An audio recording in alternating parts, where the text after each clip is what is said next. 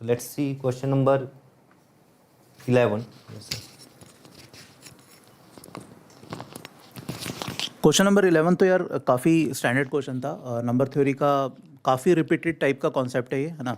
जब कोई एक क्वाड्रेटिक परफेक्ट स्क्वायर बन रहा हो, है ना. ये बहुत कॉमन सा कॉन्सेप्ट है and I am very sure बहुत सारे बच्चों ने ये किया होगा. हल्की सी कैलकुलेशन ज़रूर है इसमें, बट हाँ इसको करने के दो तरीके होते हैं. या तो डिस्क्रिमिनेंट के थ्रू आप जा सकते हो क्वाड्रेटिक के, है ना, या हम परफेक्ट स्क्वायर के थ्रू कर सकते हैं. तो परफेक्ट स्क्वायर के थ्रू देखते हैं. देखो हमारे में जो इक्वेशन दी हुई थी वो था 4n² minus 5n plus 16. Question में this is mention to be a perfect square, right. M square can be expressed in this form. तो let's assume this to be M square. ठीक है. अब सिंपल सी चीज़, यहाँ पर अगर मैं ये चीज़ कह रहा हूँ, लेट्स सी इसको परफेक्ट स्क्वायर में कन्वर्ट करते हैं. तो 4 से मल्टीप्लाई करेंगे तो पर्पस फुलफिल नहीं होगा, बिकॉज यहाँ 4n का स्क्वायर बन जाएगा और वहाँ अभी 2 टाइम समथिंग नहीं आ रहा. तो बेटर है इसको 16 से मल्टीप्लाई करते हैं. तो this will become 64, which we can write 8n square minus this will become 80. तो 2 times 8n times 5. तो परफेक्ट स्क्वायर बनाने के लिए हमें 5 स्क्वायर चाहिए. 5 स्क्वायर ऐड कर दिया, 5 स्क्वायर सब्ट्रैक्ट कर दिया, 16 से मल्टीप्लाई किया था. तो 16 times 16 that will be 256 and on the right hand side it is nothing but 16m square or you can say 4m whole square. ठीक है. अब यहाँ पर इतना सा पार्ट क्या बन जाता है, this comes out to be 8n minus 5 whole square plus 256 minus 25, that will become 231 and that is nothing but 4m squared, right. तो 8n minus 5 को उधर ले जाते हैं तो फैक्टर्स बन जाएंगे 4m minus 8n plus 5 और दूसरा फैक्टर क्या बन रहा है 4m plus 8n minus 5, that is given to be 231. Question में पूछा था हमें absolute value of m minus n की मैक्सिमम वैल्यू बतानी थी. ठीक है. Find the maximum possible value of mod of m minus n, right. तो वो कब होगा, जब एक फैक्टर छोटा हो. तो इसको हम 1 के इक्वल मान लेते हैं और इसको 231. तो let's assume 4m plus 8n minus 5 that is equal to 231 and 4m minus 8n plus 5 that is equal to 1, because इसको हम लिख सकते हैं 231 टाइम्स 1. ठीक है. Let's add them up. तो 8m that comes out to be 232. m comes out to be कितना बन रही है 29, राइट. तो m का वैल्यू 29 हो गया. यहाँ तक कोई कन्फ्यूजन नहीं होनी चाहिए. m की वैल्यू किसी भी एक इक्वेशन में पुट कर दो. लेट्स से हम सेकंड वाली इक्वेशन में पुट करते हैं. तो what we will get 4 times 29 minus 8n plus 4 that is equal to 0. 4 cancel out कर दो तो 29 plus sorry just a second 5 minus yes. तो यहाँ पर n का वैल्यू इसको सॉल्व करके n कितना आ जाता है, n comes out to be 15 I guess. तो हमसे mod of m minus n पूछा था, तो mod of m minus n that will be 14. तो इसका जो आंसर आता है दैट इज 14, राइट. तो ये होपफुली सबको क्लियर हुआ होगा, सबका करेक्ट हुआ होगा. Mod of m minus n की मैक्सिमम वैल्यू पूछी थी, वो 14 आ जाती है, राइट. नेक्स्ट क्वेश्चन पे चलते हैं. Next is 12th. Okay Parveen sir. हाँ जी. तो क्वेश्चन नंबर जो 12 है काफ़ी इजी था. आई थिंक सभी ने कर ही लिया होगा, क्योंकि डायरेक्ट आइडेंटिटी पे बेस्ड कुछ इन्फॉर्मेशन पहले थी, उसको यूज़ करके फिर हमने फाइनल वैल्यू ढूंढनी थी, right. Yes. So first thing is this identity that is p1 cube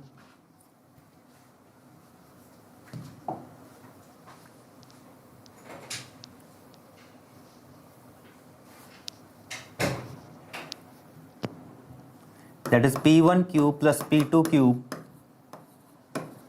plus p3 cube is equal to 3 times p1 p2 p3. So from here you will get two conditions, either p1 plus p2 plus p3 is 0 or p1 plus p2 plus p3 is equal to p1 is equal to p2 is equal to p3,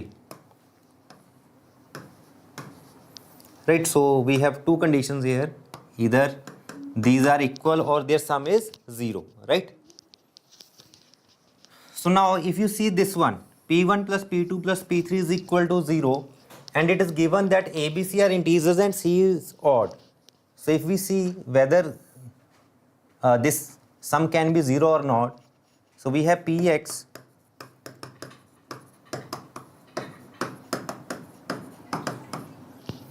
if I write P1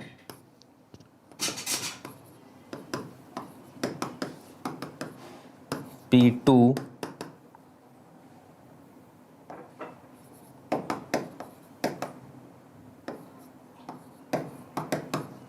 and P3, that is now we see their sum. See the first three terms, these three gives us a even number 9 plus 27, that is 36, and the second one 9 plus 4 13 plus 9 22a, again a even number, and this one also 3 plus 2 5 plus 1 6b, again an even number, plus 3c, it is an odd number. So if you see, we have a overall as an odd number, right? जो last sum बनेगा that is an odd number, but we are saying that this is equal to 0. So this cannot be true. So P1 plus P2 plus P3 का sum 0 नहीं होगा. So definitely P1 is equal to P2 is equal to P3. So let them is equal to K. So now I can define a polynomial Px minus K having roots P1, P2 and sorry x is equal to 1, 2 and 3. Is this clear guys? If P1, P2, P3 की value same है, that let is equal to K. So we assume one polynomial Px minus K and it has a zeros, x is equal to 1, 2 and 3. So we can say it is equal to x minus 1 into x minus 2 into x minus 3. So that is equal to x cube plus ax square plus bx plus c minus k. So from here you can find out the values of a and b. So basically a is equal to minus of 1 plus 2 plus 3, which is minus 6, and b will be equal to product of the sum of roots of product of 2, that is 2 plus 6 plus 3, that is 9 I think. No, 2 plus 6 plus 3, that is 11, right? So a is minus 6 and b is 11. So now what we have to find out? We have to find out the value of P2 plus 2P1 minus 3P naught. So now you can put the values of here, and ultimately this term C minus K, or we can say the value of C, will cancelled out when you put the values of P2 and 2P1. So P2 will be 8 plus 4A plus 2B plus C, and twice of P1 will be 2 plus 2A plus 2B plus 2C, and minus P naught, that is 3C. So 3C cancelled, and ultimately you can put the values of A and B here, and you will get, that is 10 plus 6A, that is minus 36, plus 4B, that is 44. So what will be the answer? 18. So answer of this question is 18. Yes, very good. So this was the question number 12 and its answer is 18. Very easy one. Means ये काफ़ी easy question था. So let's see the next one.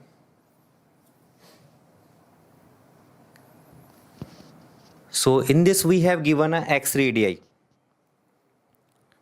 In this we have given the x radii. So there is a one relation for the x radii, that is area of triangle. If you remember, area of triangle is equal to RA into S minus A, RB into S minus B, RC into S minus C.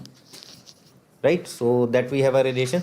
So now, as you know, RA, RB and RC, so you can write S minus A, S minus B and S minus C. So S minus A will be equal to 2 delta by 21. S minus B will be equal to delta by 12, and S minus C is equal to delta by 14. Now if you add these three, you will get 3S minus A plus B plus C, which will be equal to 2 delta by 21 plus this plus this. So the LCM is 84. So 8 delta plus 7 delta plus 6 delta, that is 21 delta by 84, that is delta by 4. Now 3s minus a plus b plus c is basically, if you know, 2s is equal to a plus b plus c. 2s क्या होता है? a plus b plus c. So what we have in the left hand side, s is equal to delta by 4.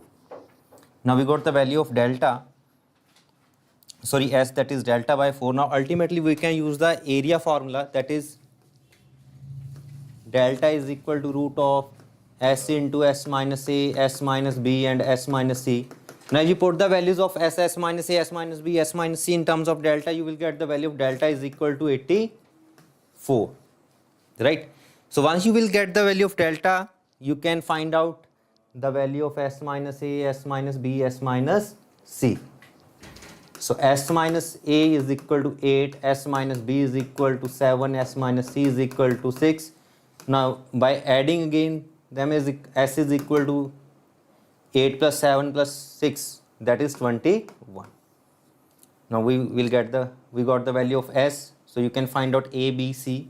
So a will be equal to, from here you will get the value of a, that is 13, b is equal to 14 and c is equal to 15. So we got the values of a, b, c, and what we have to find out, we have to find out the value of p plus q plus r.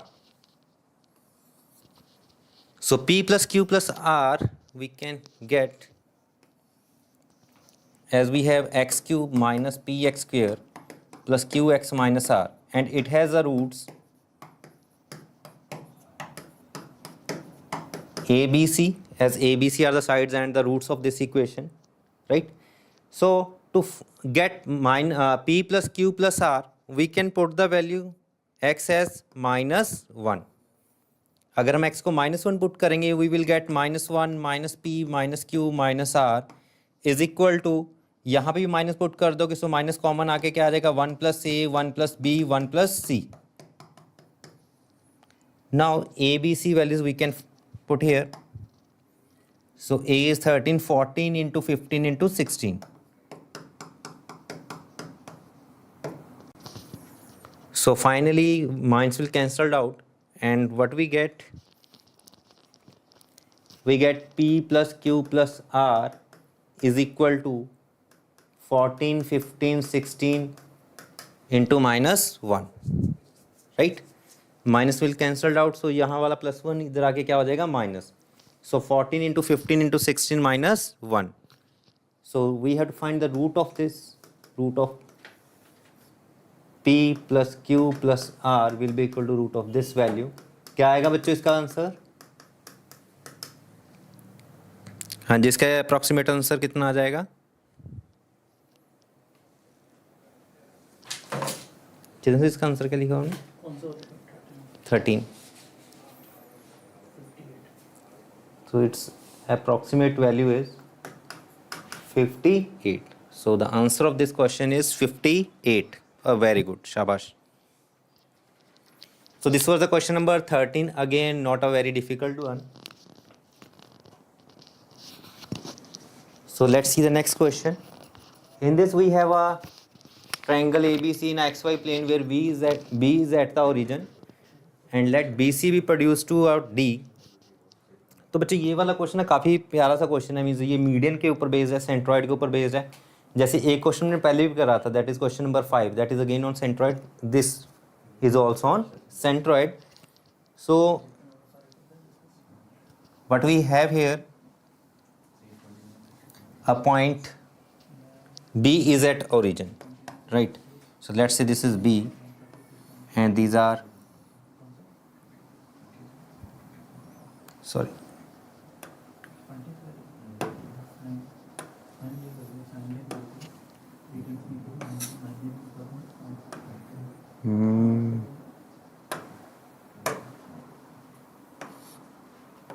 let's say this is our triangle B A C, right? And B is at origin. Now what else we have? Let BC be produced to point D such that CA ratio AE is 1:2. I think यहाँ पे कुछ misprint हो गया बच्चों. Basically यहाँ पे क्या था? BC is produced to D so that BC ratio CD is equal to 1:1. Okay, so BC को प्रोड्यूस करा so that BC ratio CD is equal to 1:1 and CA को प्रोड्यूस करा हमने, CA को प्रोड्यूस करा है E तक so that CA ratio AE is 1:2. So CA ratio AE is 1:2 and there is one more ratio that is AB is produced to F so that AB ratio BF is 1:3.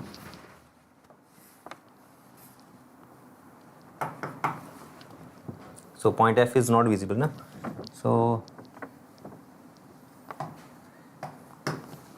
let's say this is AB ratio BF is 1:3 means BF बड़ा है, यहाँ पे थोड़ा सा बनाने में problem आ गई है. So AB ratio BF is 1:3 and let G is 32,24 be the centroid of triangle ABC.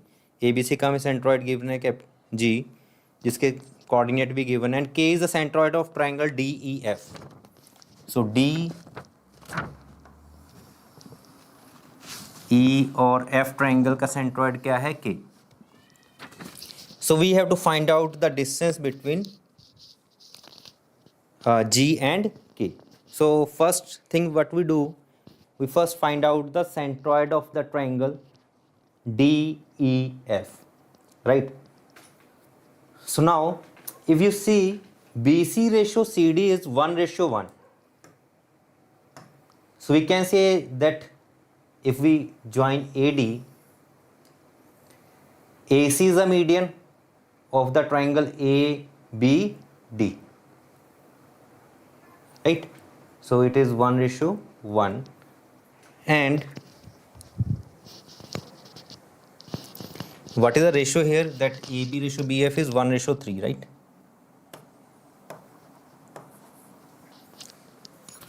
So it is 1:1 is there, ABCD, and 1:2 was here, no?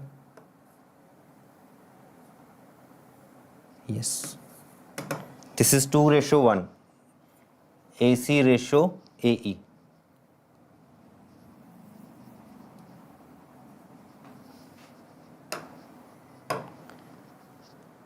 AC ratio AE is 2:1.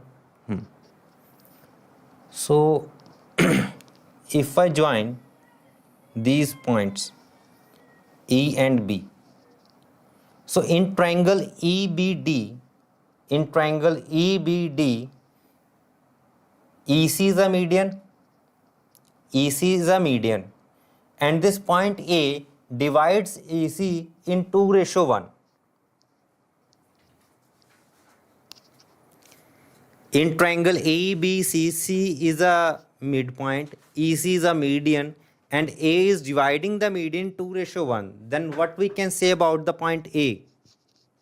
Yes guys, what we can say about point the A? A is a centroid of triangle EBD. E is centroid of triangle EBD. अगर ये centroid है and if I extend this AB to meet a opposite side, so this is also a median of triangle EBD. So let's call this point is P. So BP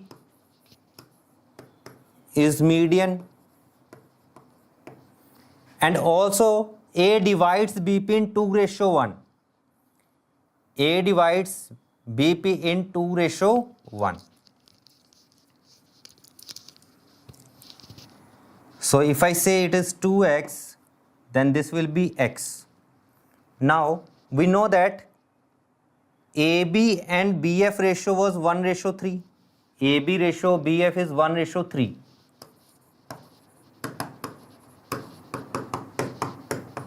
So if I say AB is 2x, then BF will be equal to 6x.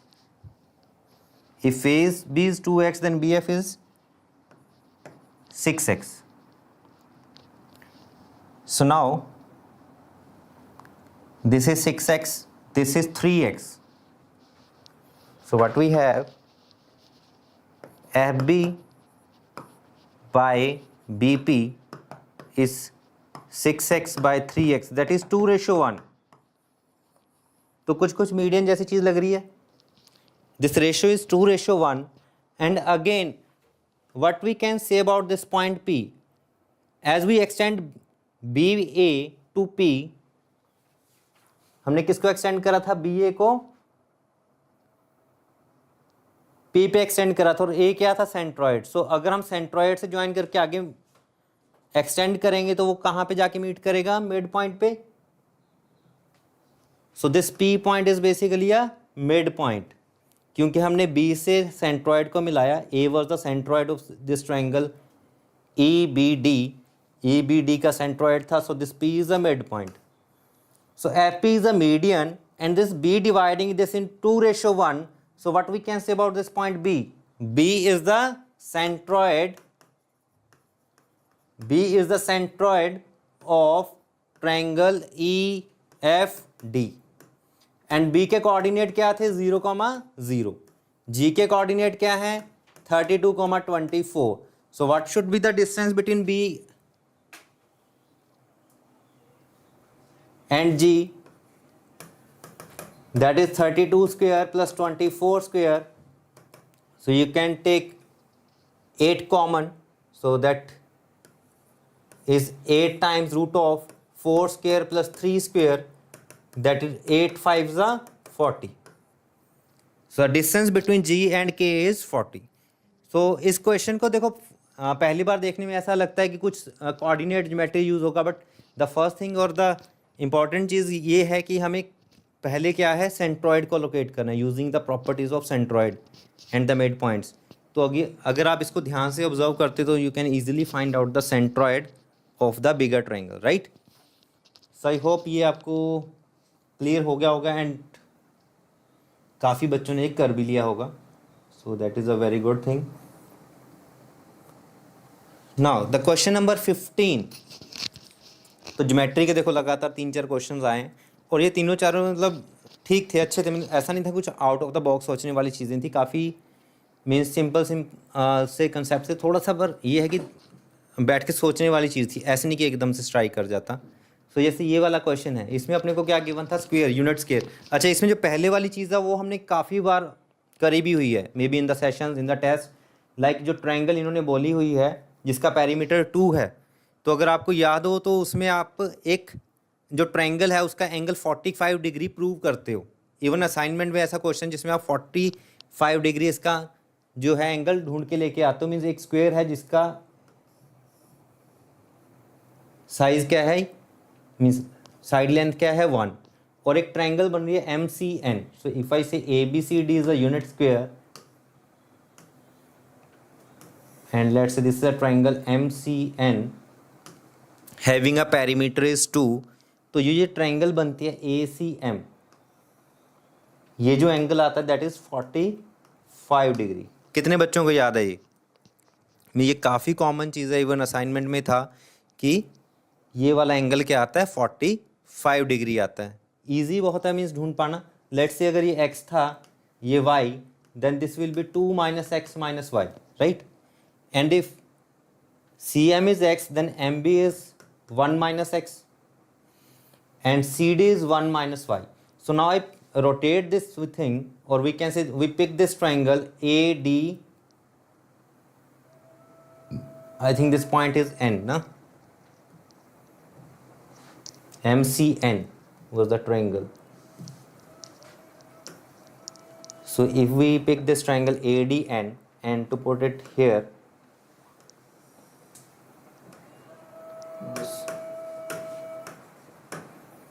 right, so this is 1 - x and this is 1 - y.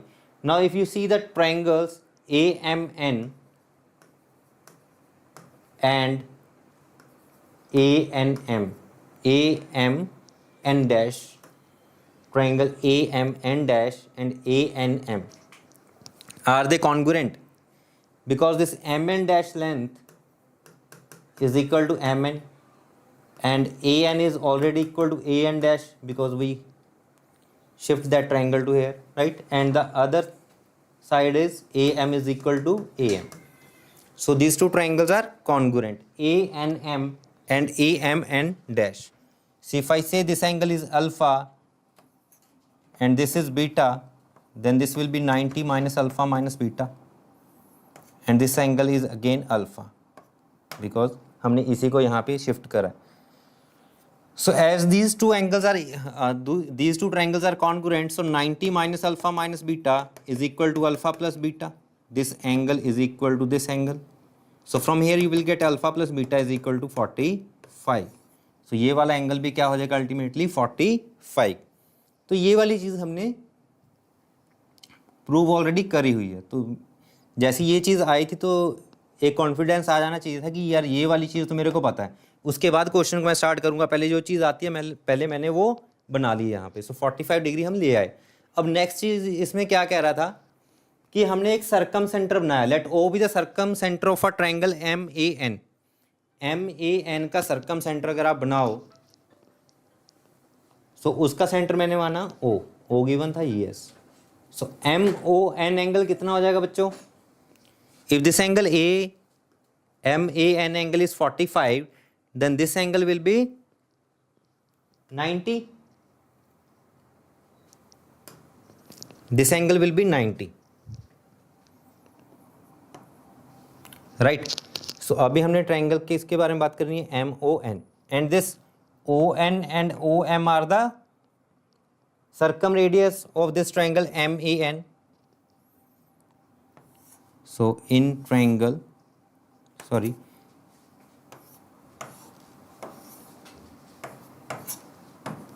in triangle MON, where R is the circumradius of triangle MAN, this is what we have. So MN will be equal to R root 2. Right guys? So MN is equal to R root 2. And the other thing is, let P be the circumcenter of triangle ONM. Let P be the circumcenter of triangle ONM. ONM is the right angle triangle, so its circumcenter is the midpoint of hypotenuse. So this point is P. So what we have to find out? OP by OA. OA is nothing but a circumradii. O is the circumradii of triangle MAN. And OP is what? OP is the circumradius of ONM triangle. So OP क्या होगा? Circumradius of ONM. So we can say small r is equal to MN by 2 and capital R is MN by root 2. Circumradius of triangle ONM is MN by 2 and circumradius of triangle MAN is MN by root 2. So we have to find out OP by OA square. So OP is R by 2 and OA is R by root square, root 2. So I think थोड़ा सा MN आना था R की जगह पे.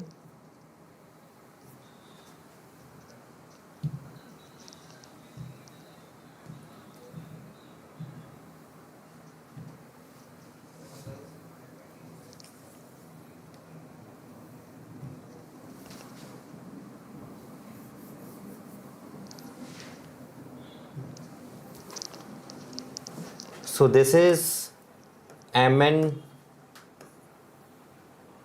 by 2 by MN by root 2. So this is equal to 1 by 2. So we have to find out M plus N. So M plus N will be 3.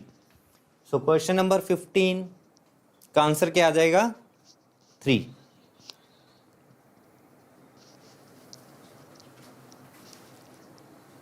So अभी तक एक ही क्वेश्चन बोनस दिखा है, दैट इज 10. बाकी अभी देखते हैं आगे.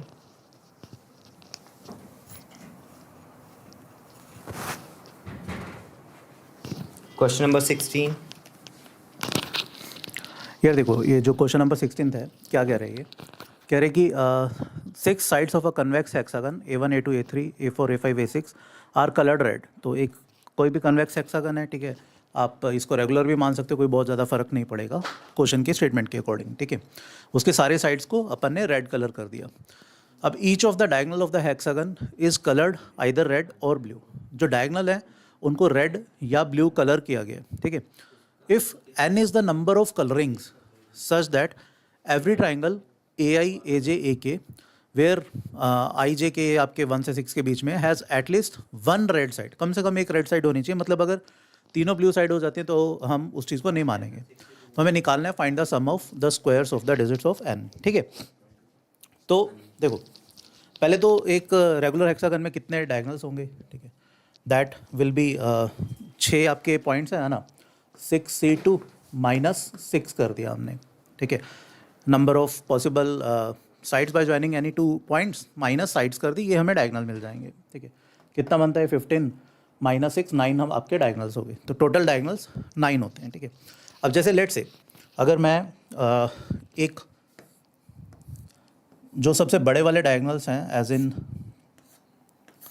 लेट से मैं जो बिल्कुल biggest diagonal, biggest in the sense जो बीच में से जा रहे हैं डायगनल्स, ठीक है।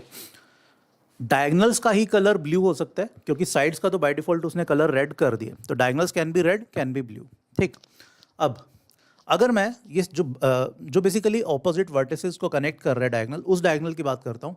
अब इस डायगनल को लेकर अगर मैं ट्राइंगल बनाना चाहता हूँ, आप कोई भी ट्राइंगल बनाकर देखो, इस डायगनल को लेकर उसमें कम से कम एक साइड ज़रूर आएगी। मतलब जैसे अगर मैंने ये वाला डायगनल ले लिया, लेट्स अज्यूम, ठीक है, मान लो ये वाला डायगनल ले लिया, तो ये वाली साइड आ जाएगी। अगर इस वर्टेक्स से मैं ये वाला डायगनल ले रहा हूँ तो ये वाली साइड आ जाएगी। तो क्या नहीं सी ये वाला जो डायगनल बन रहा था, ठीक है, अगर हम इसको लेकर ट्राइंगल बनाना चाहते हैं तो कम से कम एक साइड रेड थी जो वो ज़रूर आ जाएगी, जो हमारे क्वेश्चन का क्राइटेरिया था वो हमें फुलफिल कर रहा होगा, ठीक है। बट अगर मैं सिमिलरली ऐसे और कौन से डायगनल्स हैं, 3 डायगनल बनेंगे जो अपोजिट वर्टिसेस को ज्वाइन करेंगे, ये वाला, ये वाला। तो इन तीनों को तो जैसे मर्जी कलर करो, जो क्वेश्चन का क्राइटेरिया था वो फुलफिल हो जाएगा। मतलब इन 3 डायगनल्स को आप जैसे मर्जी कलर करो, जो एटलीस्ट एक साइड रेड होनी चाहिए थी वो हमारा इसमें अचीव हो जाएगा, ठीक है। तो अगर मैं अब इन डायगनल्स के अलावा बाकियों की बात करता हूँ, ठीक है, लेट से अगर अब हम बात करते हैं इन 3 डायगनल्स के अलावा बाकी 6 डायगनल्स की बात करता हूँ मैं, तो वो या तो ये ट्रायंगल बना सकते हैं या फिर लेट से अगर हम बात करें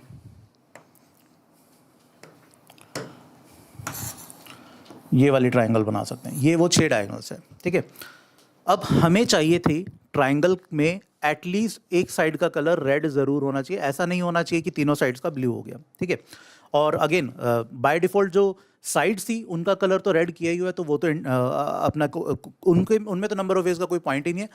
ऑल इज़ दैट कि हम जो डायगनल हैं उसको रेड या ब्लू किसी से भी कलर कर सकते हैं। तो जो अभी हमने 3 डायगनल्स रिजेक्ट किए थे, पहले उनके तो नंबर ऑफ वेज 2 क्यूब हो गए बाय डिफ़ॉल्ट, ठीक है।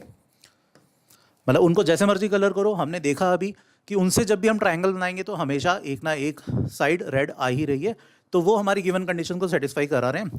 तो उन 2 क्यूब को हम बात कर लेते हैं, ठीक है। उन 2 क्यूब को तो साइड पे कर दिया, उनको जैसे मर्जी कलर करो, वो मल्टीप्लाई हो जाएंगे हमारे नंबर ऑफ वेज से। अब अगर मैं इन 6 डायगनल्स की बात करता हूँ, इसमें टोटल कितने पॉसिबिलिटीज़ हैं। हर डायगनल को मेरे पास 2 ऑप्शन है, या तो रेड करूँगा या ब्लू करूँगा, है ना। तो 2 पावर 6 तो ये ऑप्शंस बन जाते हैं। बट अब इसमें से वो वेज मैं सब्ट्रैक्ट कर देता हूँ जब मेरी ट्रायंगल जो है एंटायरली एक ब्लू ट्रायंगल बन रही है, ठीक है। वो कैसे बनेगी, जैसे लेट से अगर मैं बात करता हूँ, मान लो मैंने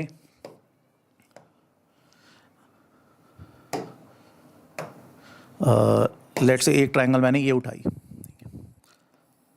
इसको मैंने ब्लू कर दिया, ठीक है। इस ट्रायंगल को हमने कम्प्लीटली ब्लू कर दिया। अब बाकी जो 3 डायगनल्स बचे, एक ये वाला, एक ये वाला, एक ये वाला, इनके पास 3 ऑप्शन है। मतलब हर एक डायगनल के पास 2 ऑप्शन है। तो 2 क्यूब ये वेज आ जाएंगे जो आइडियली हमें सब्ट्रैक्ट करने चाहिए, बिकॉज ये फेवरेबल नहीं होंगे। क्यों नहीं होंगे, बिकॉज हमारी एक ट्रायंगल ब्लू बन गई है। सेम तरीके से जो अभी येलो कलर की ट्रायंगल दिख रही है ये वाली, इसको भी मैं ब्लू कर सकता था, तो इसके भी number of veg 2 cube subtract कर दिए, ठीक है। बट यहाँ पर अब प्रॉब्लम क्या है, अगर हम बात करें कि जब दोनों ट्रायंगल्स ब्लू होंगी, वो हमने पहले भी वे काउंट कर लिया, अब भी काउंट कर लिया, तो उसको हम बस सिंपली ऐड कर देते हैं, ठीक है। तो this should be our number of ways जिससे एटलीस्ट ट्रायंगल में एक साइड रेड होगी, ठीक है। इसको कैलकुलेट कर लेते हैं, कितना बन रहा है। 8 टाइम्स 64 माइनस कितना बन गया 16 प्लस 1 राइट, तो 8 times 49 which comes out to be आपका 392 राइट। अब क्वेश्चन में पूछा गया था find the sum of the squares of digits of n। Okay, तो ये हमारा n है, n आ गया हमारा 392, तो सम ऑफ, अब बस अब कुछ नहीं करना, n स्क्वायर निकाल लो, उसका सम ऑफ डिजिट्स कर दो, तो I guess answer comes out to be 25 right. तो 16th में आंसर 16, बस अब आपको कुछ नहीं करना है, 392 का 392 के स्क्वायर्स का डिजिट कर दो, 392 के का स्क्वायर कर दो, उसका सम ऑफ डिजिट्स देना, उसका सम ऑफ डिजिट्स निकाल दो, हाँ, तो वो that comes out to be 25 right. तो ये डूएबल सा क्वेश्चन था यार, मतलब ये बहुत ज़्यादा टफ नहीं था, 3 मार्क्स के हिसाब से कह सकते हो कि हाँ थोड़ा अच्छा क्वेश्चन भी था। तो ओवरऑल यार पेपर है ना, देखो ऐसा नहीं है कि पेपर बहुत ईजी था, मज़ेदार था, जैसे मैंने स्टार्टिंग में बोला सबके लिए कुछ ना कुछ है पेपर में, है ना। तो ये एक अच्छा क्वेश्चन है, जिन्होंने थोड़ी बहुत भी इन डेप्थ प्रिपरेशन की है उनसे ये हो जाना चाहिए था। नेक्स्ट क्वेश्चन पे चलते हैं, लिख दें। तो correct answer for this is 25 right.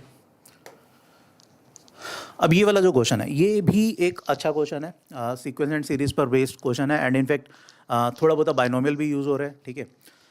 इसका करेक्ट आंसर आता है मेरे ख्याल में से, हाँ 66 इसका करेक्ट आंसर आता है, वैल्यू एक्चुअल 200/3 आती है, ठीक है। तो ग्रेटेस्ट इंटीजर पूछा था लेस देन और इक्वल टू डी, तो करेक्ट आंसर इसका आता है 66। कैसे करना है वो देखते हैं राइट। देखो क्वेश्चन क्या कह रहे हैं, कंसिडर द सेट एस जिसमें A B C D E type के नंबर्स हैं, और ए तुम्हारा 0 से बड़ा होना चाहिए, 100 से छोटा होना चाहिए, where A B C D E are integers, और कायदे से वो नेचुरल नंबर्स हैं, ठीक है। तो ए की मिनिमम वैल्यू 1 होगी और ई की मैक्सिमम वैल्यू 99 होगी। इनइक्वालिटीज़ हैं यहाँ पर, कोई भी दो नंबर्स इक्वल नहीं हो सकते। अब क्वेश्चन कह रहे हैं if D is the average value of the 4th element of such a tuple in the set, ठीक है, taken over all the elements of S.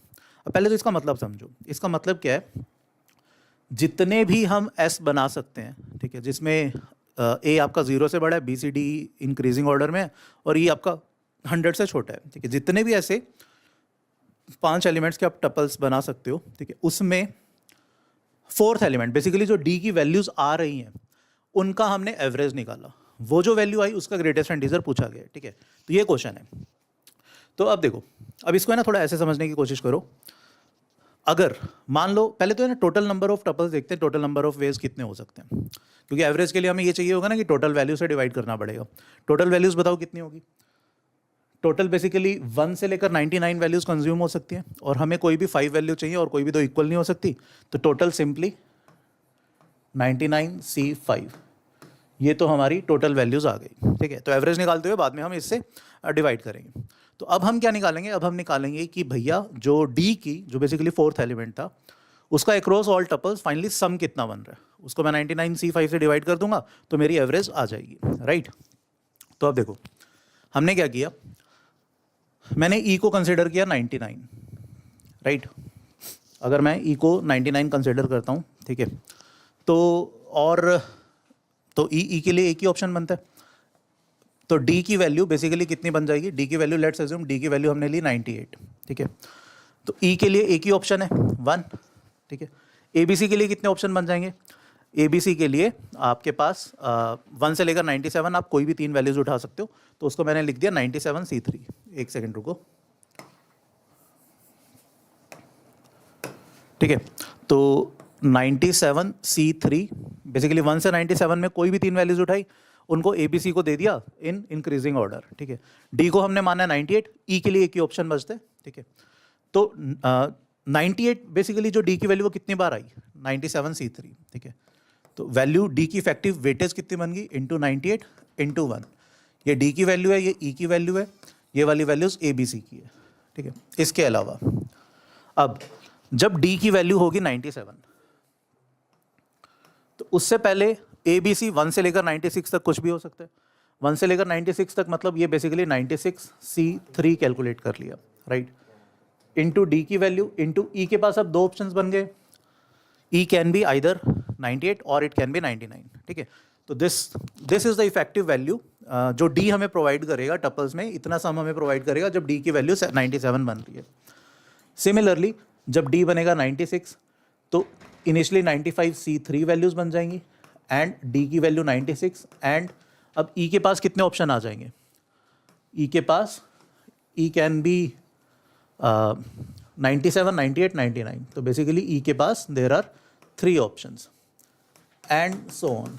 इसी चीज़ को अगर आप आगे लेकर जाओगे तो एंड में बताओ क्या होगा? D की maximum value, minimum value D की 4 हो सकती है. ठीक है, ऐसा करने से पहले 3C3 वैल्यूज़ में बढ़ जाएगा. 3C3 का मतलब क्या है? A की वैल्यू 1, B की वैल्यू 2, C की वैल्यू 3. अब यहाँ पर E के पास कितने ऑप्शन बन जाएंगे? E के पास there will be 95 options. Majorly कौन कौन से? 5 से लेकर 99 तक ये आपके 95 ऑप्शंस बन गए. ठीक है, तो ये हमारा आंसर होगा. मतलब ये बेसिकली D का टोटल सम होगा. अब इसको कैसे कैलकुलेट करें? यहाँ पर थोड़ी सी देखो मैनिपुलेशन है. अगर तो आपको हल्का फुल्का सा बाइनोमियल में डिफरेंशिएशन का कॉन्सेप्ट आता था तब तो उस तरीके से कर सकते थे, वरना और हम लेमन की लैंग्वेज में भी इस क्वेश्चन को कर सकते हैं. पहले हम इसको सिग्मा में कन्वर्ट करते हैं. ये क्या बन रहा है सिग्मा में? एक वैल्यू है लेट से R, वो 1 से लेकर आपका कहाँ तक जा रही है? 95 तक. ठीक है, राइट. यहाँ पर क्या बन रहा है? C3 आ रहा है हमेशा यहाँ पे, और यहाँ पे मैं कह सकता हूँ 99 माइनस R बन रहा है विच इज़ 98 या 97 या 96 एंड सो ऑन. ठीक है, और जब R की वैल्यू 95 आती है तो 99 माइनस 95 ये यहाँ पर आपका 4 बन रहा है. ठीक है, उसके बाद यहाँ पर क्या चीज़ प्रोडक्ट आ रहा है? अच्छा, इनटू हमारा क्या हो रहा है? एक R हो रहा है. R की वैल्यू 1 से लेकर 2 से लेकर टिल 95 जा रही है. एंड ये क्या बन रहा है? This is nothing but 98 minus R C3. ठीक है, इसका हम ओवरऑल सिग्मा कर रहे हैं. ठीक है, अब अगर ये चीज़ आपको, मतलब अगर आपका बायनोमियल स्ट्रॉन्ग है देखो तब तो ये काफ़ी स्टैंडर्ड से क्वेश्चंस हैं, स्टैंडर्ड सी मैनिपुलेशंस है जो बायनोमियल में हम करते होते हैं. ठीक है, बायनोमियल में एक कॉन्सेप्ट क्या होता है कि आप NCR को you can write n upon R n minus 1 CR minus 1, ये आप लिख सकते हो. ठीक है, तो हम इसी का उल्टा कॉन्सेप्ट कर रहे हैं. अभी हम बेसिकली हमने क्या किया? हमने 99 माइनस R था, नीचे 3 था, इसको मैंने 4 से डिवाइड किया. 4 एक कांस्टेंट है, 4 से बाहर मल्टीप्लाई कर दिया. अब उसी प्रॉपर्टी को हमने उल्टा लगाया, मतलब राइट हैंड को लेफ्ट हैंड साइड में लगाया. तो इसको और इसको क्लब करके व्हाट वी कैन राइट? 4 तो बाहर था ही, सिग्मा R की वैल्यू आपके 1 से लेकर 95 तक जा रही है. ठीक है, ये क्या बन जाएगा? यहाँ पर ये 99 माइनस R, ठीक है, C4 बन गया मल्टीप्लाइड बाय R बन गया. ठीक, ये चीज़ clear? 99 minus R C4 multiplied by R, ये चीज़ बन गई. ठीक है, अब इसको फर्दर कैसे सोल्व कर सकते हैं? इसके बाहर बेसिकली 4 था, तो मैं यहाँ पर एक चीज़ ध्यान से समझना, मैं इस सीक्वेंस को लिख रहा हूँ एक बार, तो मैं एक बार ऊपर वाली चीज़ें रब कर देता हूँ and let's write this sequence कि इफेक्टिवली अब ये सीक्वेंस किस तरीके से बन रही है.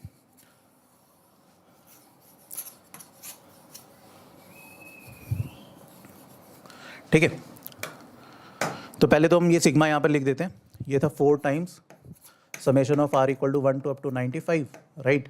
99 minus R C4 into R, ये सिग्मा था. अब बस इस सिग्मा को हमने एक्सपेंड कर रहे हैं हम एक बार,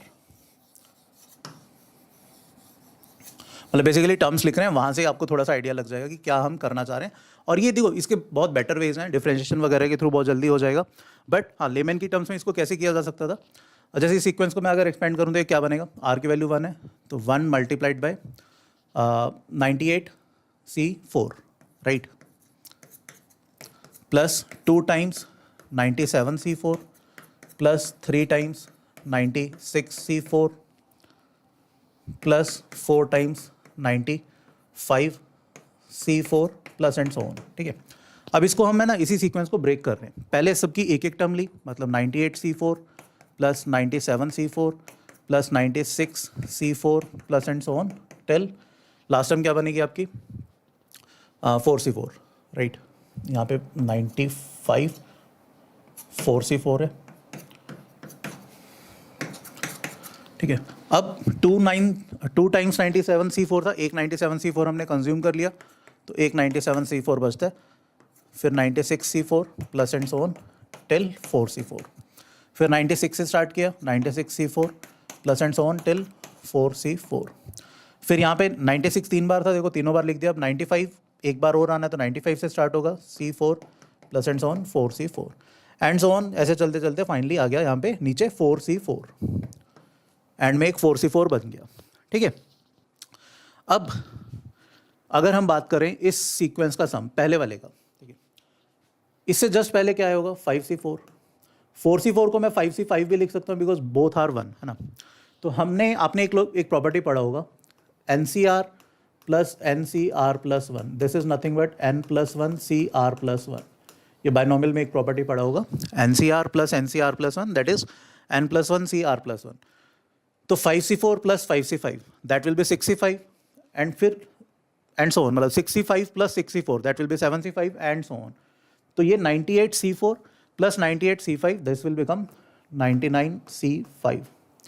सिमिलरली ये वाली चीज़ क्या बन जाएगी 98C5, सेम लॉजिक से this will become 97C5 and so on. ठीक है, फाइनली लास्ट में तो हमारा 1 था ही। ठीक है, अभी 99C5 बन रहा है। अब यहाँ पे कहीं 6C5 आया होगा। अब यहाँ पर ये बेसिकली 4C4 था, उसको 5C5 भी लिख सकते हैं, उसको हम फर्दर 6C6 भी लिख सकते हैं। अब इफेक्टिवली हमें इसका सम करना है। ठीक है, अब इफेक्टिवली इसका सम करना है। तो 6C5 तक आपको विजिबल है ना, उसके नीचे हमने 6C6 लिखा बेसिकली विच इज़ 1। ठीक है, अब 6C5 प्लस 6C6 ये क्या बन जाएगा 7C6, फिर आगे 8C6 9C6 and so on. तो फर्दर ये क्या बन जाएगा फाइनली 100C6। ठीक है, तो अब ये चीज़ क्या आई है, ये इफेक्टिवली जितना D ने सम दिया, जितना D का वैल्यू आया फाइनली वो चीज़ वैल्यू ये आई है। और याद करो हमने टोटल नंबर ऑफ वेज कितने निकाले थे, वो थे 99C5। अच्छा, इस पूरी कहानी में एक बाहर 4 भी था जो हमने अभी नहीं लिखा। ठीक है, तो फाइनली अब अगर मैं एवरेज लिखूं, एवरेज क्या बनेगा 4 टाइम्स 100C6 अपॉन 99C5। ठीक है, ये एवरेज बना। अब इसी में एक प्रॉपर्टी फिर से लगाई, आपको बताया था कि 100C6 को we can write 100 upon 6 into 99C5 whole upon 99C5। ये हो गया कैंसिल आउट, ये 2 ये 3, तो ये बनता है हमारा 200 अपॉन 3। तो एक्चुअल वैल्यू आती है D का वैल्यू जो बेसिकली एवरेज है, एवरेज आता है 200/3। आपसे क्या पूछा था, आपसे इसका एवरेज पूछा था, तो average will come out to be 66। ठीक है, तो answer for this question that will be simply 66। ठीक है, होपफुली ये क्लियर होना चाहिए आपको। नेक्स्ट क्वेश्चन पे चलते हैं।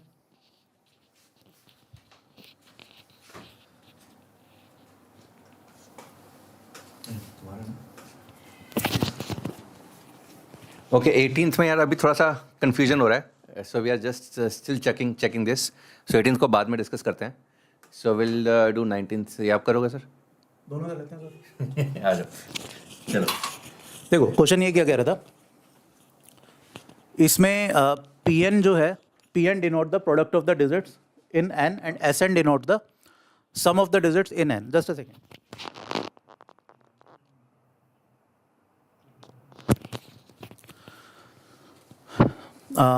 एक n कोई भी नेचुरल नंबर है। अच्छा, पहले तो ये बताओ आप लोगों का इसका क्या आंसर है 19 क्वेश्चन का, क्योंकि शायद काफ़ी बच्चों ने किया होगा। क्या आंसर है आपका? ओके, बहुत सारे बच्चे 9 कह रहे हैं। 9 तो यार मेरे हिसाब से गलत होना चाहिए। और कुछ आंसर आया? ओके 99, अरे 81, 91। ओके ओके, मेरे ख्याल में से आप लोग रैंडम गैस कर रहे हो। चलो एनीवेज देखते हैं क्वेश्चन क्या कह रहे हैं। ठीक है, क्वेश्चन कह रहे हैं कि n कोई भी एक नेचुरल नंबर है और Pn denote the product of the digits in n and Sn denote the sum of the digits in n। ठीक है, तो Pn product of the digit है, Sn sum of the digits है। अब consider the set A जिसमें n natural number है and Pn is non zero, basically कोई भी ऑब्वियसली जीरो डिजिट नहीं आ रहा, and square free. Square free का मतलब Pn में कोई भी, मतलब बेसिकली Pn किसी भी स्क्वायर नंबर से डिविजिबल नहीं है, मतलब Pn में कोई भी नंबर 2 बार मल्टीप्लाइड नहीं हो पा रहा, यानी 2 2 या 2 3 नहीं आ पा रहे हैं Pn में। ठीक है, and Sn is a proper divisor of Pn। तो जो भी Pn की वैल्यू बनती है Sn उसमें उसका एक प्रॉपर डिवाइजर है Pn का, मतलब Pn से के इक्वल नहीं है, ऑब्वियसली प्रॉपर डिवाइजर है, Pn से छोटा है, Pn को डिवाइड कर रहे हैं। Find the maximum possible number of digits of the numbers in A। ठीक है, A में जो भी मैक्सिमम पॉसिबल डिजिट्स का नंबर बन सकता है वो हमें बताना है, ठीक है। अब देखो इस क्वेश्चन को, सबसे पहले तो जो Pn है, Pn आपका प्रोडक्ट ऑफ डिजिट्स है, ठीक है, और Pn should be square free, यानी Pn में कोई भी प्राइम नंबर एक से ज़्यादा बार नहीं आ पाएगा। प्रोडक्ट ऑफ डिजिट्स है तो बेसिकली सारे प्राइम नंबर आ सकते हैं। Pn में 2 आ सकता है, 3 आ सकता है, 5 आ सकता है, 7 आ सकता है, 11 ऑब्वियसली नहीं आ सकता बिकॉज 11 तो फिर डबल डिजिट का नंबर बन जाएगा। तो Pn की मैक्सिमम प्रोडक्ट, ऑब्वियसली उसके बाद 1 तो जितने मर्जी घुसा लो, है ना, डिजिट्स को, तो Pn यानी प्रोडक्ट ऑफ द डिजिट्स पे कोई फर्क नहीं पड़ेगा। तो Pn की मैक्सिमम वैल्यू ये हो सकती है 2 इंटू 3 इंटू 5 इंटू 7, ठीक है, विच इज नथिंग बट 210, ठीक। अब Sn जो है वो इसका एक प्रॉपर डिवाइजर है और हमें maximum possible value of sum of the digits, maximum possible value of number of digits in A करना है, ठीक है। अब देखो यस 92 गर्वित, मेरे हिसाब से भी 92 आता है भाई इसका आंसर। हम देखते हैं एक बार कैसे। तो अब देखो 210 का मैक्सिमम पॉसिबल डिवाइजर क्या हो सकता है जब हम 210 को प्रॉपर डिवाइजर, ठीक है, 2 से डिवाइड करें यानी 1045, ठीक है। तो 105 इसका मैक्सिमम पॉसिबल प्रॉपर डिवाइजर है, ठीक है। तो अगर Sn की वैल्यू मैं 105 चाहता हूँ, Sn की वैल्यू 105 में चाहता हूँ अगर, तो इसमें ऑब्वियसली ये 2 + 3 + 5 + 7 ये तो आएंगे ही आएंगे, plus let's say n, okay let's assume x number of ones, ठीक है, x नंबर ऑफ वंस। अब मान लो x की वैल्यू कुछ भी आती है, ठीक है, तो उसमें नंबर ऑफ डिजिट्स कितने बन जाएंगे, वो जितने भी x की वैल्यू आई प्लस 4 डिजिट्स, है ना, 2 3 5 एंड 7, ठीक है। तो यहाँ से अगर हम x सॉल्व करते हैं, x कितना आ रही है, सॉल्व करो जल्दी से, कितना, ये 88 बन रहा है ना, हाँ, तो x comes out to be 88। मतलब हमें 88 1 इंट्रोड्यूस करने पड़ेंगे, यानी अगर मैं बात करूँ, मान लो मैंने 1 1 1 1 1 लिखा 88 टाइम्स और बाद में लिख दिया 2 3 5 7, ऑब्वियसली इसका कोई भी परम्यूटेशन, तो इनका प्रोडक्ट क्या आएगा 210, बिकॉज इंटू 1 इंटू 1 इंटू 1 करते रहो वो तो कोई फर्क नहीं पड़ रहा। सम कितना आएगा, सम बनेगा 105, ठीक है। तो क्या Sn Pn का एक प्रॉपर डिवाइजर है, बिल्कुल है। क्या Sn की वैल्यू इससे ज़्यादा हो सकती है, ऑब्वियसली नहीं, क्योंकि 210 को मिनिमम डिवाइजर यानी 2 से डिवाइड करूंगा तो 105 आया था, 105 आया था, ठीक है। तो 88 तो x की वैल्यू आ गई और टोटल 4 डिजिट्स और यूज हो रहे हैं, तो finally maximum possible number of digits जो आ रहे हैं दैट शुड बी 92, ठीक है। तो भाई हमारे हिसाब से इसका आंसर 92 आता है। और यहाँ पे 210 से वैल्यू जो है वो कम भी नहीं हो सकती, बिकॉज अगर तुम किसी एक को हटाते हो तो वैल्यू अगर कम हो गई, फॉर एग्जांपल अगर 2 को हटाते हो तो दिस इज 105 का जो प्रॉपर डिवाइजर होगा वो और छोटा हो जाएगा।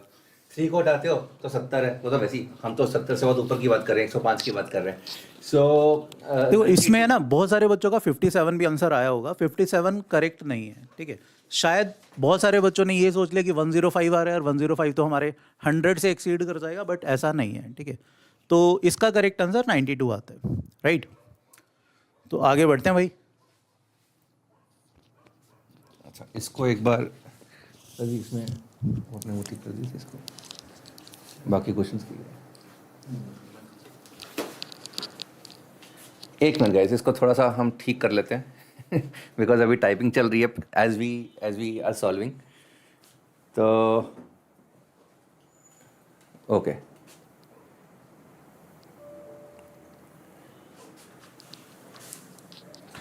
चलो इसको मैं एज इट इज़ कर देता हूँ। यहाँ पे ये चीज़ इसमें कर लो आप।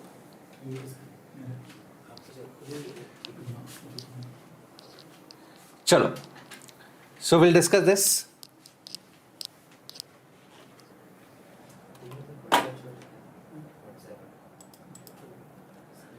All right, so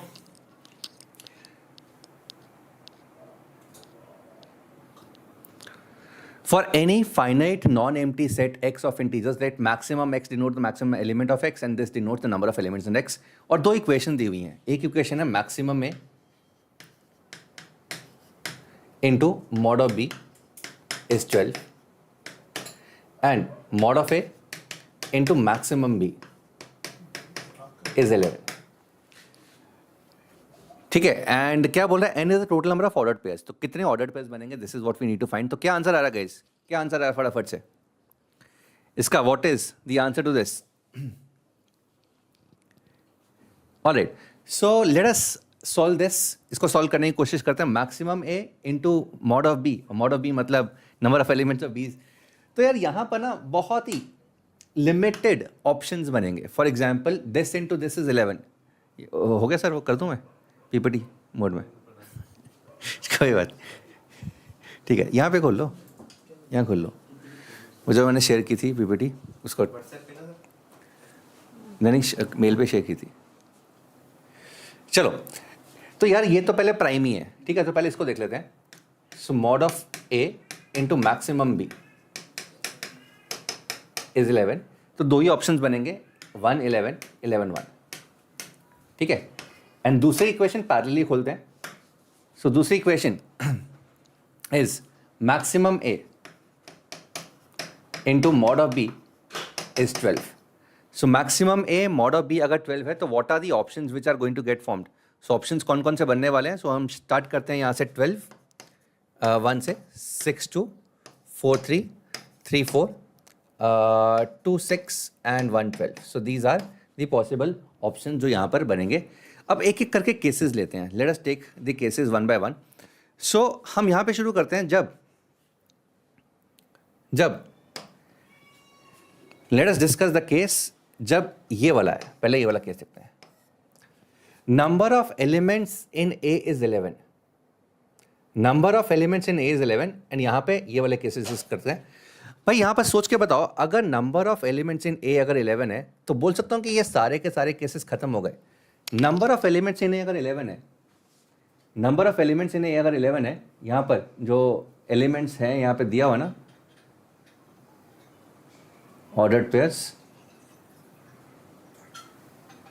okay, and positive integers, number of elements इन अगर 11 है तो यार ये 5 खत्म ही हो गए, क्योंकि मैक्स अगर नंबर ऑफ एलिमेंट्स इन 11 है तो मैक्सिमम ए जो है वो 6 नहीं हो सकता, 4 नहीं हो सकता, 3 नहीं हो सकता, 2 नहीं हो सकता, 1 नहीं हो सकता। तो इस केस में सिर्फ एक ही केस बनेगा, ये वाला, ठीक है। तो वो वाला केस अलग से डिस्कस कर लेते हैं, कौन सा?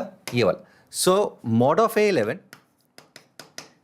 11 maximum B is 1 and maximum a 11, maximum a 12 and mod of b 1, ये वाला केस डिस्कस करते हैं। सो मैक्सिमम b 1 है, mod of b 1 है, इसका मतलब b जो सेट है वो तो 1 ही होगा, ठीक है। Maximum value of the element in b is 1 and number of elements in b is also 1। अगर यहाँ पे mod of a 11 है, number of elements in a 11 है, नंबर ऑफ एलिमेंट्स 11 है, but maximum value of the element 12 है, मतलब total इसके अंदर 11 एलिमेंट्स हैं, मैक्सिमम वैल्यू 11 है, मैक्सिमम वैल्यू 12 है, और सारे के सारे इंटीजर्स हैं, पॉजिटिव इंटीजर्स हैं। तो यहाँ पे कितने ऑप्शंस हैं? बोल सकते हैं टोटल अवेलेबल ऑप्शंस इंटीजर्स 11 है, जिनमें से मुझे 10 को सिलेक्ट करना, बिकॉज एक ऑलरेडी सिलेक्ट हुआ चुका है, 11 C 10, मतलब कि 11 वेज में ये हो सकता है। So this can be done in 11 ways. I hope this is clear. तो ये वाला केस तो हमने पूरा का पूरा कर लिया, बिकॉज ये वाले केस में ये वाले 5 केसेस हो नहीं सकते थे, इस वाले में टोटल 11 केसेस आ रहे हैं, इसको ध्यान रखेंगे। अब आते हैं यहाँ पर, अब आते हैं ये वाले case. So will discuss this case now.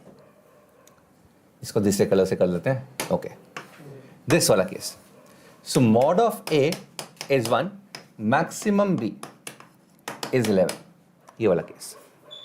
Mod of A 1, maximum B 11। Maximum B अगर 11 है, मैक्सिमम बी अगर 11 है, मॉड ऑफ ए अगर 1 है, तो यार यहाँ पर देखो, मॉड ऑफ ए अगर 11 है, मैक्सिमम बी अगर 1 है। सो लेट अस डिस्कस, यहाँ पर हम पहले ये 5 केसेस डिस्कस करते हैं। Let us discuss these 5 cases in total, ठीक है। तो पहले इसको केस लेते हैं, let us take this case, maximum A 12, mod of B 11, mod of B 1, ये वाला केस, ठीक है। इसको क्या करता हूँ मैं, ए, इसको case B, C, D, E, F ये मान लेता हूँ। So we are discussing case A, small A. इसमें इस वाले पोर्शन में ए वाला केस डिस्कस कर रहे हैं।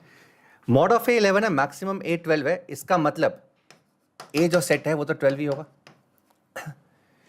Number of elements in B 11 है, मैक्सिमम बी भी 11 है, number of elements in B भी 11 है, तो यहाँ पे बी का वैल्यू भी 11 होगा. सो एक केस तो ये हो गया. दूसरा केस, मॉड ऑफ ए 1 है, मैक्सिमम ए 6 है. मॉड ऑफ ए 1 है, मैक्सिमम ए 6 है, तो ए तो यहाँ पे 6 होगा. एक ही एलिमेंट है, मैक्सिमम वैल्यू 6 है. मैक्सिमम वैल्यू 11 है बी की, नंबर ऑफ एलिमेंट्स 2 है.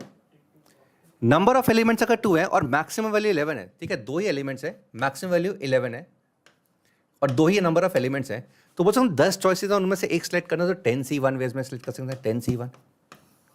10C1 सी पार्ट, ये वाला केस डिस्कस कर रहे हैं. मैक्सिमम ए 4 है, तो ए तो 4 ही होगा, कोई डाउट ही नहीं है इसके अंदर. बी, मॉड ऑफ बी 3 है भाई, मॉड ऑफ बी 3 है और मैक्सिमम वैल्यू 11 है, ठीक है. सो मैक्सिमम वैल्यू 11, यहां पर दो एलिमेंट्स और आएंगे, दो एलिमेंट्स बोल सकता हूं 10 में से चूज करेंगे. 10C2, तो यार इसके नंबर ऑफ केसेस कितने हो जाएंगे? इसका केस, ये वाला पहला वाला केस 10C0 था, ये 10C1 था, ये 10C2 था, ये 10C3 हो जाएगा, ये 10C5 हो जाएगा. ये 10C5 हो जाएगा बिकॉज सेम चीज, 6 एलिमेंट्स है, मैक्सिमम वैल्यू 11 है, तो 5 सेलेक्ट करना 10 में से. ये वाला केस डिस्कस करते हैं. This case, that is case F. Case F, mod of A is 1, मतलब नंबर ऑफ एलिमेंट्स एक ही हैं, एंड मैक्सिमम बी 11 है, मैक्सिमम ए 1 है एंड मॉड ऑफ बी 12 है. अगर नंबर ऑफ एलिमेंट्स ए 1 है, मैक्सिमम ए भी 1 है, तो ए तो 1 है, ए तो फिक्स हो गया, एक ही एलिमेंट होगा. बी, मैक्सिमम बी 11 है, number of elements in B 12 है, number of elements in B 12 है, तो भाई मैक्सिमम अगर बी 11 है, number of elements in B 12 हो नहीं सकते, तो ये वाले केस में 0 केसेस आएंगे. सो टोटल नंबर क्या आएगा? 10C5 plus 10C3 plus 10C2 plus 10C1 plus 1 plus 11, ये आंसर आएगा. 10C5 अगर तुम देखो, मैंने उससे कैलकुलेशन की हुई है, 10C5 comes out to B 252. 10C5 जो है ना भाई, वो 252 आता है. 10C5 252 आता है. 10C3 ये 210 आता है. 10C2 45 आता है. 10C1 ये 10 आता है, ये 1 आएगा, और ये 11 केसेस ये वाले plus 11. So this comes out to be 439. हाँ, सॉरी, 10C3 120 आता है भाई. 10C3 120 आता है. सो 439. सो 439 ये आएगा ना, 5 6 7 8 9. हाँ, यूनिट रजिस्टर कर लिया. सो 439, अगर ये 100 ए प्लस बी की फॉर्म में ले सकते हैं, फिर A and B are positive integers, तो ए का वैल्यू डेफिनेटली 4 हो गया, बी 39 हो गया, सो ए प्लस बी 43 हो गया. So 43 is going to be the correct answer to this. IOQM achievers के बारे में फटाफट से बता देता हूँ. This batch is going to start from 29th of June. 29th of June को ओरिएंटेशन है बच्चों, which is going to be, वो मैं ही लूंगा, बताऊंगा तुम्हें क्या क्या चीजें हैं, क्या क्या चीजें तुम्हें पालन करनी है अगले 2 महीनों के अंदर, 2.5 महीनों के अंदर.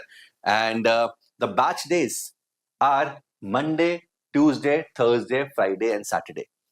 वेडनेसडे को क्लास नहीं होगी, संडे को क्लास होगी, वो मैं बताऊंगा, ऑप्शनल क्लास होगी, वो भी किस लिए रखी है वो भी मैं बताऊंगा. सो ये किन बच्चों के लिए? जो बच्चे IOQM की तैयारी, जो बच्चे इस बार IOQM लिखने वाले हैं, IOQM 2026 लिखने वाले हैं, उन बच्चों के लिए है ये वाला batch. So Monday, Tuesday, Thursday, Friday, Saturday, रात को टाइम है 9 to 10:30. ये टाइम क्यों रखा है? बिकॉज हम जानते हैं जो भी बच्चे IOQM की प्रिपरेशन करना चाहते थे हमसे, वो ऑलरेडी हमसे जुड़े हुए हैं. Level 6, level 7 full math mastery batches के अंदर ऑलरेडी वो अपनी तैयारी कर रहे हैं.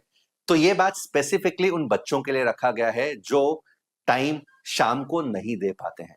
तो that is why this time, कि जब तुम्हारे जो भी एंगेजमेंट्स हैं, जो भी तुम कर रहे हो, एक्स्ट्रा करिकुलर्स कर रहे हो, किसी ट्यूशन पे जाते हो, किसी कोचिंग पे जाते हो, जेई की प्रिपरेशन कर रहे हो, फाउंडेशन की प्रिपरेशन कर रहे हो, वहां से फ्री हो जाओ. उसके बाद आराम से रात को मैथमेटिक्स पढ़ो.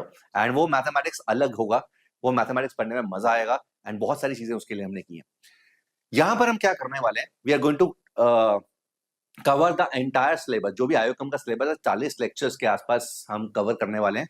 सो अगेन, जितने भी टॉपिक्स हैं, जितने भी टॉपिक्स आए हुए हैं, जितने भी प्रॉब्लम्स आए हुए हैं 2025 में, 24 में, 23 में, पिछले 8-9 सालों के अंदर, वो सब को हमने कंसाइज कर दिया. हमने ये देख लिया कि कौन कौन से सब टॉपिक से प्रॉब्लम्स आते हैं, कौन कौन सी चीजें तुम्हें मैथमेटिकली पता होनी चाहिए. तो that is going something that we going to cover in 20 lectures, plus 20 lectures camp के लेक्चर्स हैं. सो अगेन, कैंप क्या होता है? हमारा एक रिवीजन प्रोसेस होता है हमारे सारे इंटरनल स्टूडेंट्स के लिए.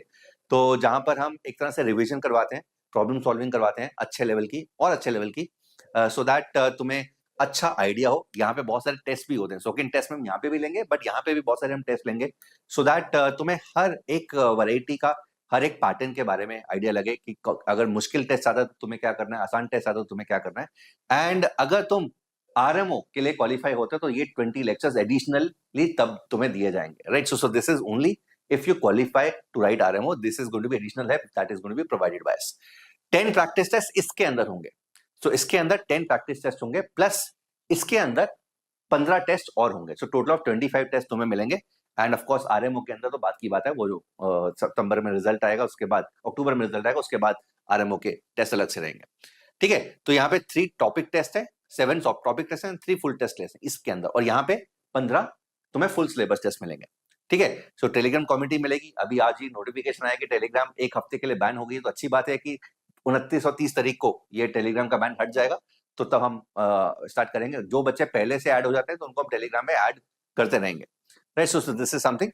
नाउ गाइस, यहाँ पर असाइनमेंट्स मिलेगी, तो हर क्लास के साथ एक तुम्हें असाइनमेंट है जो तुम्हें मिनिमम बेसिस पे कंप्लीट करनी है। तो अगर तुम ये असाइनमेंट्स ही कंप्लीट कर लेते हो, that is going to be more than sufficient. देखो, कुछ एंड तो होता नहीं है, ऐसा तो नहीं है कि तुम कोई भी बच्चा जिस बच्चे के पिछले साल 60 नंबर आए हैं, 70 नंबर आए हैं, वो भी क्लेम कर सके कि मेरे को सब कुछ आता है, ठीक है। So because the syllabus is infinite, huge, humongous, ठीक है।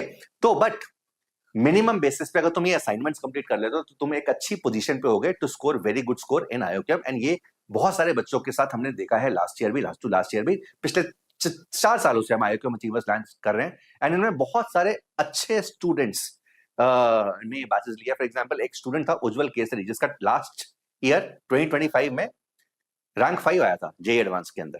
तो उसने 2 साल पहले ये हमारे बैच लिया था, एंड ऑफ कोर्स इसने प्रॉब्लम सॉल्विंग सीखी, and that helped him immensely. इसके अलावा बच्चों, हम लॉजिक एंड गेम्स का क्लासेस रखने वाले हैं ऑन संडेज। सो ये हम 4 एडिशनल सेशंस देने वाले हैं। ये कब है? ये बैच शुरू होने से पहले। So these are kind of optional sessions. ये पर्टिकुलरली उन बच्चों के लिए है जो पहली बार आईओक्यूएम की प्रिपरेशन कर रहे हैं, so that they get acclimatise.